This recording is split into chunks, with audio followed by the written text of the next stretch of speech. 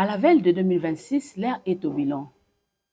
Quels sont les faits qui ont marqué l'année 2025 en politique, économie et société? Le président Félix Tshisekedi a-t-il promis ses promesses?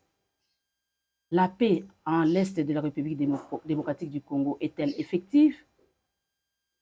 Vos analyses, vos critiques, vos espoirs. C'est vous qui faites l'émission. Mesdames et messieurs, bienvenue dans cette émission Invité 30 qui reçoit pour vous le professeur Omar Kalonji. Il est professeur à l'Université pédagogique nationale.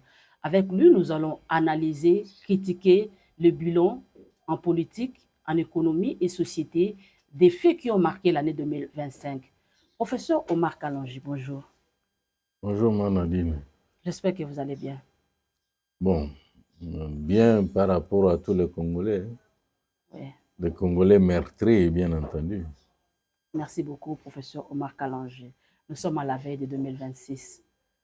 Notre émission consiste à analyser, à critiquer les faits qui ont marqué l'année 2025. Commençons par la politique. Vous, en tant que professeur de l'université, vous êtes proche de la population. Comment vous avez trouvé? Quelle analyse faites-vous du bilan de 2025? Bon, c'est une question, comme on peut dire, difficile parce qu'il y a beaucoup d'embryos qu'il faut dégager. Vous savez, la politique, c'est l'art de gouverner ou de diriger. Ce n'est pas une science. Et vous nous présentez comme les scientifiques, mais cependant, cette question porte sur un art de diriger. Et il y a beaucoup d'aspects là-dedans. Ça veut dire que 2025, qu'est-ce que le président Tshisekedi fait sur le plan politique? Nous commençons d'abord par les faits, l'événement majeur qui a marqué l'année 2025. Oui, mais lesquels? Il faut le préciser, par exemple. De 2025, en politique. En 2025, l'événement majeur, c'était l'accord. L'accord avec le Rwanda, patronné par les États-Unis. Ce qui a été fait. La diplomatie congolaise a pu réussir sur ce plan-là. Parce que nous avons démontré en face du monde que nous étions capables de réussir cette guerre sur le plan diplomatique. Et que les autres qui pensaient qu'ils allaient s'endetter chez les multinationales qui fabriqueraient des bombes et ainsi de suite pour venir tuer et les Rwandais, Burundais, Ougandais, Sud-Africains, Tanzaniens et que sais-je encore, je pense qu'ils ont compris que ce n'était pas ça. Les prérogatives pour lesquelles ils ont été élus pour représenter leur nation en face de la communauté internationale. Donc, de ce côté-là, moi, je pense que sur le plan de la diplomatie congolaise, Fachi est resté le même dans le principe sur lequel il disait ne pas trahir le Congo. Je ne trahirai pas le Congo. Et il est resté le même. Il est resté le même parce qu'il a compris avec la politique, l'idéologie de l'UDPS, de la non-violence, et il a évolué pour arriver là où nous sommes. Quand bien même les gens pensent que nous n'avons pas obtenu de résultats meilleurs, mais nous en sommes là parce que la guerre, c'est quoi? La guerre, c'est quelque chose qui ne se passe pas dans les canaux, dans l'armement, mais la guerre se passe entre le cœur des gens. C'est dans le cœur des gens, des individus, les habitants ou les adversaires, que ça se passe la guerre.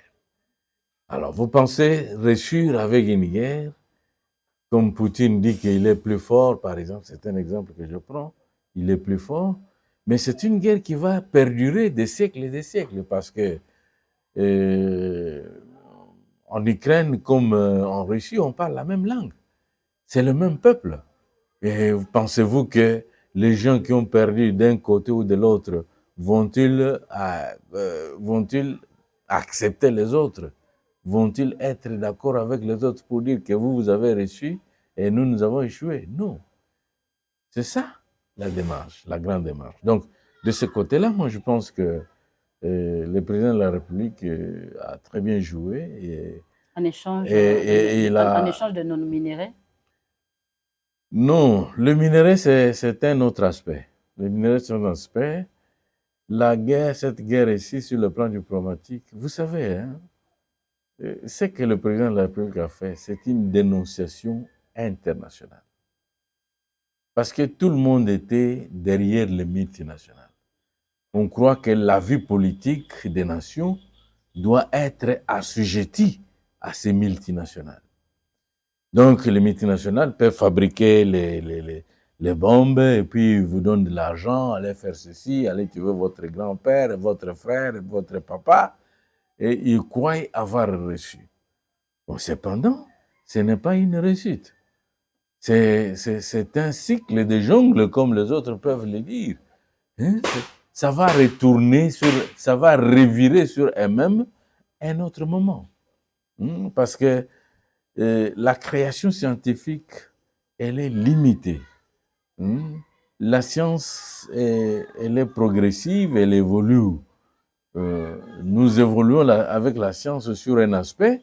Si nous avons obtenu les résultats, les objectifs sur une question ou le problématique qui a été posée dans notre thèse, je pense qu'il faut maintenant revenir sur un autre concept, sur l'autre problématique, pour pouvoir évoluer en science.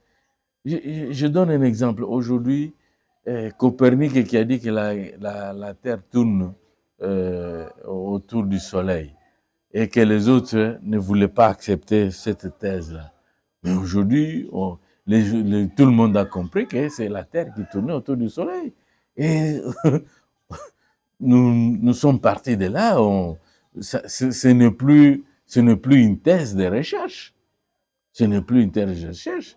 C'est devenu quelque chose à laisser pour compte. Maintenant, nous sommes dans les concepts, par exemple, comment l'environnement est en train de nous marteler, qu'est-ce qui se passe entre le soleil et la lune, qu'est-ce qui se passe entre l'eau et la terre, pour pouvoir développer telle maladie, les calamités naturelles, ainsi de suite. Voilà. Mais selon vous, vous estimez que la paix est-elle effective à l'est de la République démocratique du Congo? La paix... Après la signature de cet accord... Non, c'est comme disent les Romains qui veut la paix prépare la guerre. C'est comme quelqu'un qui vient d'obtenir son diplôme d'État. S'il l'a obtenu, il ne doit pas croire qu'il est arrivé à la paix. Non. Ce n'est qu'un début d'une guerre, d'une nouvelle guerre. C'est comme ça. Après la signature, nous, Congolais et Américains et tout le monde, nous devons croire, nous devons accepter que nous devons avoir un élan nouvel. Un élan nouvel pour pouvoir arriver à des objectifs du multilatérisme mondial. OK. Parce qu'aujourd'hui, la logique telle qu'elle se présente sur le plan mondial, elle n'est pas une logique traditionnelle, classique. C'est une logique, je ne sais pas moi comment la qualifier, jusque-là. Quand quelqu'un vous dit que tel a fait, Nadine a fait ceci, et vous vous dites non, ce n'est pas vrai. Alors, qu'est-ce que nous mettons sur le plan des droits?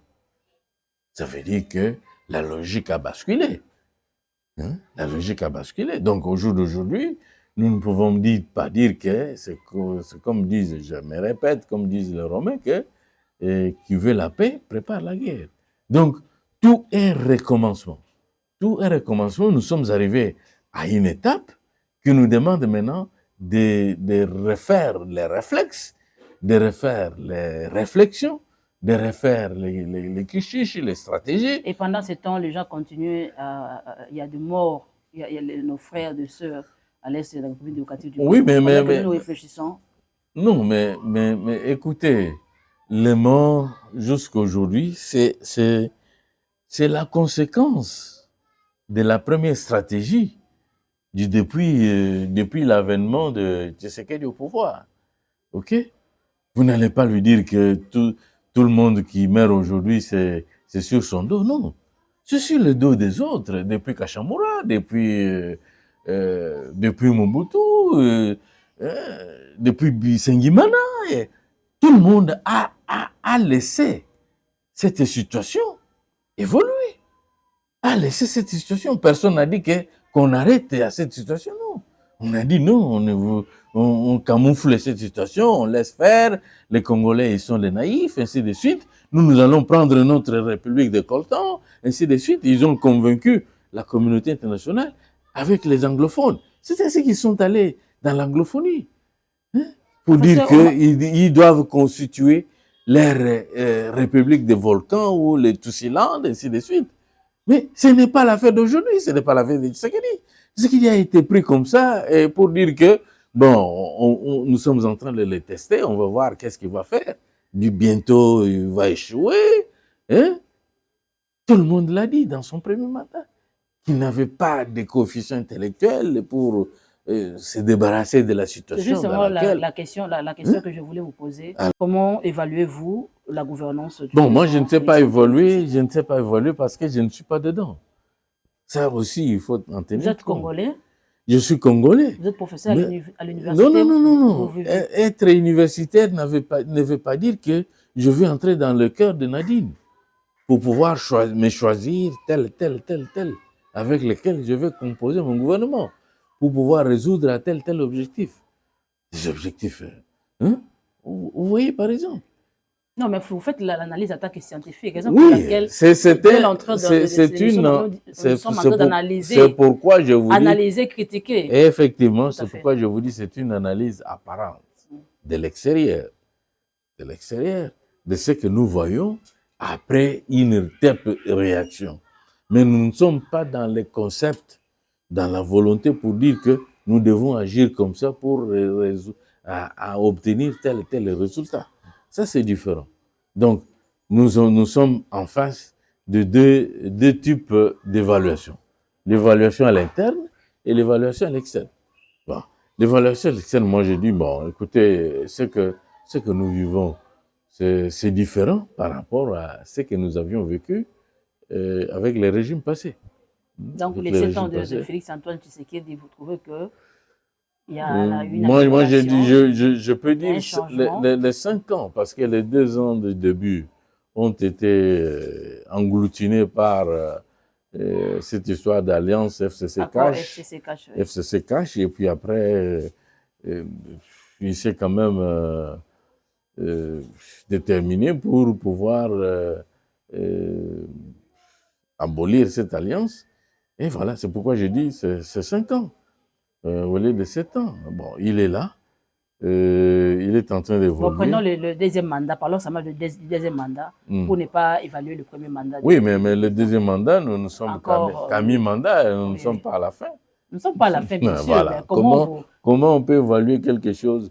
Un enfant qui n'a que 6 mois, nous devions l'évaluer à 1 année et demie. Nous commençons à discuter sur les 6 mois. Mais l'enfant de 6 mois mange la bouillie, mais avec déjà 1 année, l'enfant mange le foufou. On sait voir que cet enfant ici a grandi. Mais justement, lui aussi, il a grandi. Quand vous prenez sur la ville de Kinshasa, les nouvelles routes, Rocard et les autres routes qui sont mises à l'œuvre, bon, vous voyez que, par exemple, avec le transport, le Bas-Congo se retrouve dans le train civil qui amène quand même quelque chose de Kassangoul ou à Kinshasa. Mais ce sont des choses qui n'ont pas pu exister depuis le départ de Maréchal. Tu vois? Donc, maintenant, ça dépend de nous, les Congolais, qui gérons. Parce que dans tout ça, lui, le président, il vous donne le quitus. Il vous dit, Congolais, Congolaises, faisons ça. Pour notre bien-être, pour le bien-être de notre pays. Allons dans ce sens. Mais si vous voulez vous l'accompagnez. Vous vous accompagnez vous-même. Moi, j'ai dit, vous vous accompagnez, vous ne l'accompagnez pas. Mais si vous ne voulez pas, alors, c'est-à-dire que c'est de vous-même. Donc, la réussite ou l'échec de président Tshisekedi ne lui appartient plus. Nous appartient à nous, au peuple congolais. Parce que nous devions comprendre. Nous l'avons élu comme président de la République sur le deuxième mandat.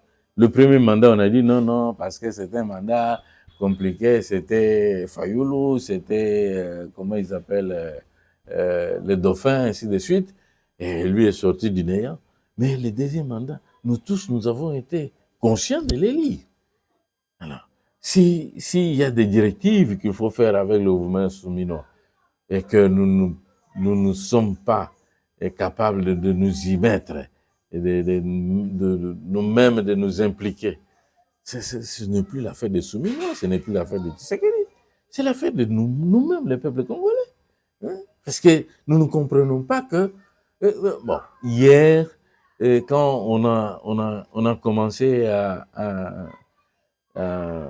construire les routes, par exemple la route de Limité vers le Triomphal, le Palais du Peuple, ainsi de suite, les gens ont dit non, c'est une route qui est construite pour que les Rwandais viennent s'atterrir avec leurs hélicoptères et nous envoyer ainsi de suite. Mais jamais on a vu ça.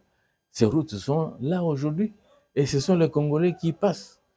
Et vous êtes pour les dialogues? Les dialogues autour de quoi? La paix en République démocratique du Congo. Mais il faut d'abord... Il y a les Senko qui crient au dialogue, il y a l'opposition qui crie au dialogue. Nadine, moi je te pose la question en tant qu'homme de médias, en tant que communicateur. Nous devons parler des dialogues en fonction de quel type d'objectifs. Quels sont les objectifs après le dialogue nous allons atteindre? Il faut les définir à l'avance. Mais quand vous ne définissez pas les objectifs sur lesquels nous devons organiser les dialogues, alors comment moi personnellement, je peux accepter... Il faut parler un seul langage, parce que l'opposition et le pouvoir ne parlent pas le même langage. Non, mais l'opposition, il est constitutionnel. Aujourd'hui, il y a l'arrestation des opposants. Non. L'arrestation des Chadari, l'opposition, l'interpellation des opposants, tout ça. Quand vous allez en France, quand vous lisez la Constitution française, il n'y a pas les dispositions nettes et claires comme ici chez nous. Vous voyez? Où on parle de l'opposition. L'opposition ici chez nous devait avoir un siège, un représentant, un communicateur de l'opposition. Vous voyez? Qui devait faire partie prenante dans le gouvernement congolais pour présenter la voix de l'opposition. Raison pour laquelle ils ont mais non. Mais ils ont refusé. Ils ont refusé, nos amis. Et ils se disent qu'ils sont dans le bon. Est-ce qu'ils ils n'ont pas refusé les dialogues. Non, est-ce qu'ils les respectent? Non. Ils ont refusé d'intégrer le gouvernement. Je vous dis, non, ce n'est pas ça. Oui, tout à fait. Oui, mais là, vous refusez Tshisekedi en tant qu'individu ou en tant qu'institution de la République? Sa façon de gérer, sa gestion, sa façon de... Non. Sa façon de gérer, il faut être dedans pour venir nous dire que sa façon, elle est mauvaise. Mais vous n'avez pas accepté les prérogatives de la Constitution. La Constitution accepte que l'opposition en République démocratique du Congo, elle est constitutionnelle. Donc, nous devons avoir un représentant de la Constitution qui a rang d'un ministre, qui vient, qui ramasse toutes les prérogatives de ceux-là qui ne se sont pas représentés au Parlement, des minorités, ainsi de suite, pour pouvoir porter ça au niveau du gouvernement, pour que les choses aillent dans le bon. Mais vous dites, non, moi je ne peux pas parce que tu sais qu'il avait refusé de ne pas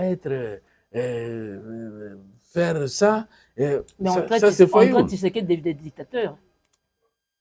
Cette façon-là de faire, on est des dictateurs. Moi je dis, ce n'est pas... Ils disent, ils n'ont pas raison. Ils n'ont pas raison. Ça, s'ils prennent le langage de qui? De Sarkozy ou je ne sais pas moi, de Français, qui ont accusé Kadhafi de dictateur. Mais à la fin, on a vu que Kadhafi n'en était pour rien. Et ce sont les Occidentaux qui étaient derrière tout ça, pour pouvoir remettre en question le développement de l'Afrique. Parce que Kadhafi prônait le développement de l'Afrique. Alors, de la même manière que Tshisekedi est en train de dire que nous sommes un pays à l'Afrique centrale, c'est nous, si nous ne pouvons pas débloquer le développement de l'Afrique, l'Afrique ne pourra pas se développer. Donc, vous vous dites que c'est un dictateur. Ça veut dire quoi? Et il y a quelque part où ça cloche. Donc, vous ne dites pas la vérité. Professeur Omar Kalonji, une dernière question avant de changer de chapitre. Parlons des institutions du pays, Parlement, gouvernement, justice. Comment ont-elles fonctionné efficacement en 2025? Bon, la justice, je crois que la justice, elle a quand même évolué parce que depuis son premier mandat, on a vu le plus grand de ses poulains qui ont été traduits devant la justice. Et de la même manière, au deuxième mandat, on a vu Moutamba qui est allé au-devant de la justice. Maintenant, c'est aux acteurs de la justice, aux magistrats, aux présidents des cours, ainsi de suite, qui doivent se dire qu'ils sont Congolais. Ils doivent lire la justice au nom du peuple congolais et au nom de leur propre poche. Au nom de leur propre poche pour avoir l'argent. Et cet argent, ils vont l'investir, je ne sais pas moi où. Mais lui-même, le président de la République, avait traité notre justice des malades. Il avait dit que notre justice est malade. Mais oui. Il faut un remède pour ça. Je crois qu'il avait traité des malades dans son premier mandat. Maintenant, il leur a donné les prérogatives. Il laisse faire. C'est ainsi que vous voyez. Après l'arrestation de Constant Moutamba, on dira que la justice est maintenant évolue bien. Non, c'est pas avec Moutamba, mais lui n'intervient pas tellement il n'interfère pas dans la justice. Il laisse faire ces juges, les autres, pour qu'ils soient devant la responsabilité devant la nation congolaise. Ils doivent rendre compte à la nation congolaise. Ils ont étudié, pour la plupart, pour défendre les droits congolais. OK? Mais depuis, et puis vous savez, cette juridiction n'a fonctionné que pendant le mandat de Félix. Depuis Kassavoubou, depuis l'acquisition de notre pays à l'indépendance, la justice n'a pas fonctionné. La justice n'a pas fonctionné, le Parlement n'avait pas fonctionné. Tout était à la volonté de dirigeants, notamment le président Mobutu. Et voilà, il y a eu un silence fiasco avec Mouzé. Et quand le Reich est venu, il a fait semblant de dire qu'il y a la justice. Mais heureusement qu'il a pris les dispositions législatives parce que le Parlement existe qui aujourd'hui sont mises en place pour pouvoir mettre en place la justice congolaise. Tu vois? Donc, c'est un processus qui n'est qu'au début. 60 ans d'indépendance, mais le processus de justice n'est qu'au début. Quelle justice devons-nous établir? La justice occidentale, justice, comment on peut appeler, anglaise, la justice américaine ou la justice congolaise à travers les droits coutumiers, et ainsi de suite. Donc, il y a encore de l'imbroglio. Il faut y aller le cas par cas pour dénoncer et dénicher ce qui est important, ce qui doit être mis à l'universalité pour que tout le monde puisse y accéder. Parlant du gouvernement souverain, comment vous trouvez le gouvernement souverain? Bon, bon, il est en train d'évoluer.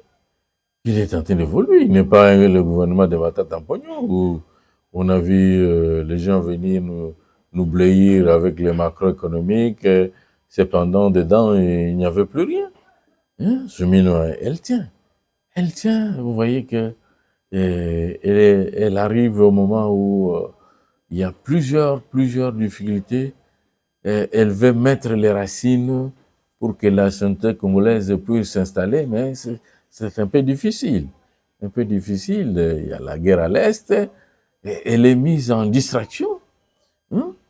Aujourd'hui, on est parti de 50 000 francs d'un policier à 300 000.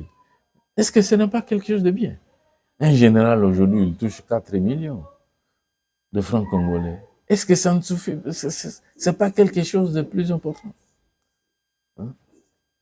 C'est quelque chose sur lequel on peut dire non, il y a quand même des avancées. Il y a quand même des avancées. Hein? Il y a un enseignant qui touchait, je crois moi, 30 000, aujourd'hui qui se retrouve à 500 000, 400, 300 000. Mais est-ce que ça ne vaut pas la peine? Hein? Ça ne vaut pas la peine. Donc, c'est déjà quelque chose d'avancé. C'est à nous de pouvoir gérer ces opportunités pour dire non. Au lieu qu'on aille à la fin du mois prendre tous les 500 000, les 300 000 et en utiliser en une journée, on peut planifier ça pour dire que non, par jour, j'ai 500 000 divisé par 30 jours. Je peux prendre combien? Et comment je vais me gérer? Ainsi de suite. Voilà.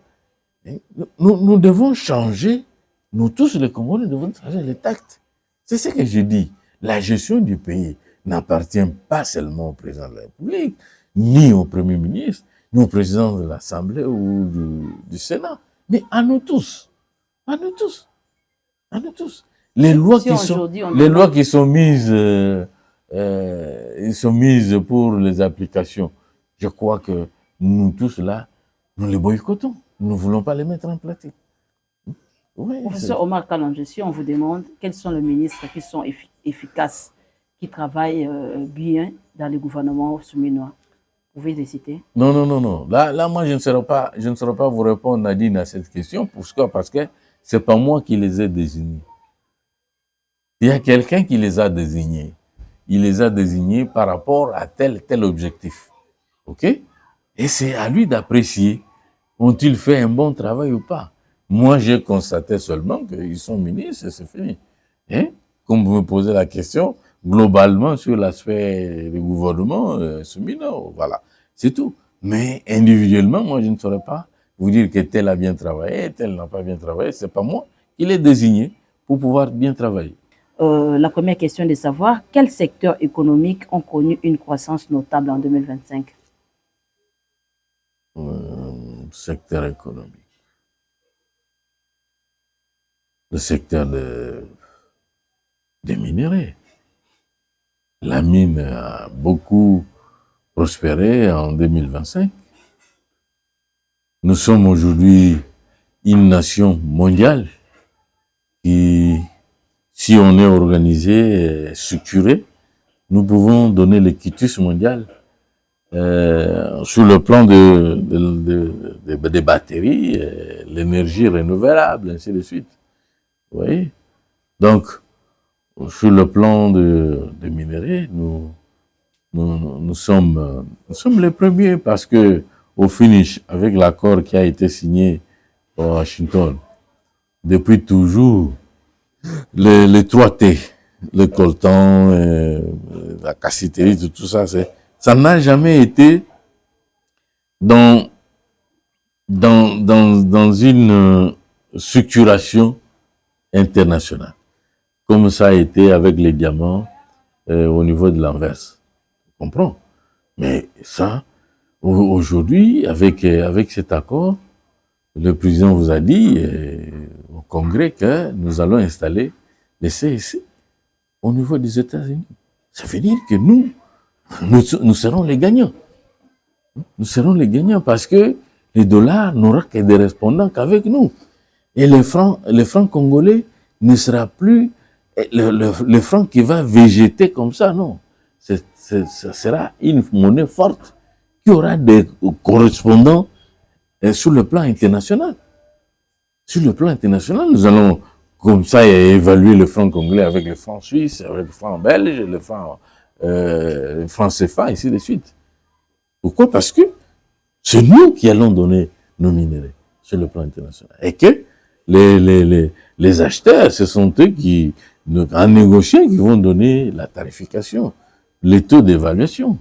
Donc, vous voyez que nous sommes déjà très bien partis. Très bien partis. À moins que les Congolais, comme ils le disent, je sais pas moi, vos religieux, vos politiques, qui pensent que ce n'est pas un acquis international. Et cet acquis mais je vous dis, qui refait l'économie de la République démocratique du Congo comme quand nous fûmes à l'état de l'acquisition de notre indépendance, où un dollar, un franc congolais prenait 3 dollars. Un franc congolais prenait 3 dollars. Parce que à ce moment-là, nous étions le premier producteur de cacao, de café, de ceci, et voilà.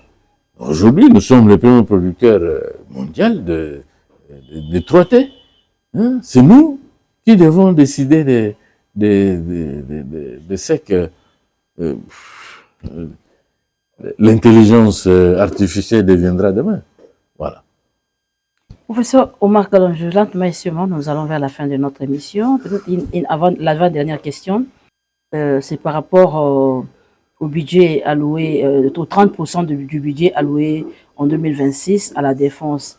Et pensez-vous que c'est justifiable? Bon, moi, c'est ce que moi je vous dis. Depuis après Kassavubu, depuis la Deuxième République avec le président Mobutu, on n'avait jamais parlé. Quand bien même nous fîmes les petits, les garçons qui jouaient dans le sable, on n'avait pas parlé en termes de budget. On n'avait pas parlé en termes de budget. Et si aujourd'hui nous arrivons à ces estimations-là de 20%, 30%, c'est-à-dire que Banabakoli a évolué, tu vois, et que à partir de là, demain sur l'endemain. Banabakoli, mais on ne le sent pas dans la vie le quotidien du Congolais. Mais effectivement, pourquoi on ne le sent pas? Parce que nous sommes dans un pays où il y a les fourre-tout. Il y a les fourre-tout. Et le formel et l'informel, c'est commun comme ça. Comme les autres disaient, mwana bendana. Ok? Mwana bendana. C'est ça la difficulté. Et quand vous allez dans des pays où l'administration publique est assise, et c'est l'administration publique, l'État qui coordonne, qui gère la question républicaine, je pense que nous pouvions facilement évaluer à cette question. Mais ici, bon, je vous dis par exemple, aujourd'hui, le président Trump est en train de se poumonner pour arrêter cette histoire d'immigration. Pourquoi? C'est pour remettre l'administration en ordre aux États-Unis, pour savoir qui fait quoi. Et pourquoi pas en République démocratique du Congo? Mais justement parce que nous avons pris la République démocratique du Congo depuis un certain temps, hein, avec la danse populaire, avec les animations populaires. Il fallait, moi, quand je viens de Katanga, j'ai été pris comme animateur principal. J'amène tout mon groupe ici à Kinshasa pour continuer à soutenir le maréchal Mobutu. Quand il va venir à l'aéroport, quand il est encelé, j'amène mon groupe, on danse, on chante, et on fait les coucou Mwendou, et puis voilà. C'est ça le problème. Donc il n'y a pas eu les mesures pour dire que non, on arrête. Les cités sont définies différemment des villes. Donc, qui doit rester en ville? Vous venez, vous n'avez pas d'emploi, vous venez comme ça, et vous sortez du néant, vous êtes en ville. Oui, c'est tout un problème. Comment allez-vous survivre en ville? Il y a des normes. C'est ainsi que quand vous allez ailleurs, aux États-Unis, on vous dit, quand vous allez à Kansas, voilà les normes. Si vous voulez aller habiter à Kansas, si vous avez joué la loterie, voilà, on vous a pris pour tel état. Voilà les dispositions, tout ça, il faut respecter. Ici, chez nous, c'est pas ça. Voilà. Donc, Nkoundé magne Nkoundé, et tout le monde égale à tout le monde, et voilà. Professeur Omar Kalonji, une dernière question. Parlons de la gratuité de l'enseignement et la couverture santé universelle. Comment, selon vous, ont-elles progressé? Oui, bon, de ce côté-là, je pense qu'il y a eu d'énormes progrès. Parce que au niveau des universités, moi j'ai vu des collègues qui avaient difficile à marcher, qui avaient difficile à faire ceci, aujourd'hui, qui sont là, qui ont repris la vie. Qui vivent, qui roulent carrosse. Qui roulent carrosse. Hein? Non, couverture santé universelle, ça, il faut se le dire, le ministère de Santé a quand même fait quelque chose de très intéressant. Là, il faut les féliciter vivement et vraiment sans hésitation. Il a bien travaillé sous l'instruction du président de la République. Ça va comme ça va. Mais vous savez que ça fait plusieurs années que nous, on n'a pas nos hôpitaux. Quand vous allez dans des hôpitaux de référence, vous allez par exemple à Mamayemo. Mamayemo venait d'être réfectionné sous le règne de Tshisekedi ici. Mais avant, c'était des potoirs. Et la gratuité de l'enseignement? Oui, la gratuité de l'enseignement au primaire, ça fonctionne. Ça fonctionne. Même elle est effective. Même la maternité, elle est effective. Elle est effective. À moins en ville où nos amis catholiques et qui sont en train de faire les tripatouillages. Mais à l'intérieur, c'est vraiment... on respecte ça. On respecte. Et la maternité à l'intérieur, même ici, il y a certains centres qui respectent. Voilà. Voilà, professeur Omar Kalonji. Nous sommes à la fin de notre émission. Un message. Bon, le message qu'on peut donner au peuple congolais, c'est de se dire on est congolais. Il ne faut pas perdre espoir. Il faut toujours tenir bon, comme disait Étienne, il faut tenir bon. Ici, là, c'est le peuple qui vaincra. Le peuple qui vaincra. Comme il a dit, le peuple d'abord, le peuple vaincra. Voilà. Le peuple vaincra dans son ensemble. Nous devons être soudés et par rapport à ce que la communauté internationale est en train de nous faire pour nous paupériser, nous clochardiser, nous remettre dans l'esclavagisme. Cet esclavagisme qui va devenir pour l'ensemble de l'Afrique, il faut que nous puissions tenir bon. Nous devons tenir bon. Le combat de Tshisekedi n'est pas un combat individuel. Comme Nangele dit que c'était pour le séminaire, non. Cette dénonciation à travers Kagame, c'est une dénonciation internationale. Combien de nations, combien de philosophies, combien de multinationales sont derrière Kagame pour dire que l'Afrique ne doit pas se développer. Et lui a tenu bon, il dit c'est Kagame. Mais quand il vous dit c'est Kagame, non, c'est la communauté internationale qui est derrière tout ça. Parce que vous voyez comment ils sont en train de se mouvoir. Après avoir signé les accords, ils lui disent non, allez-y, faites ceci, tout ça.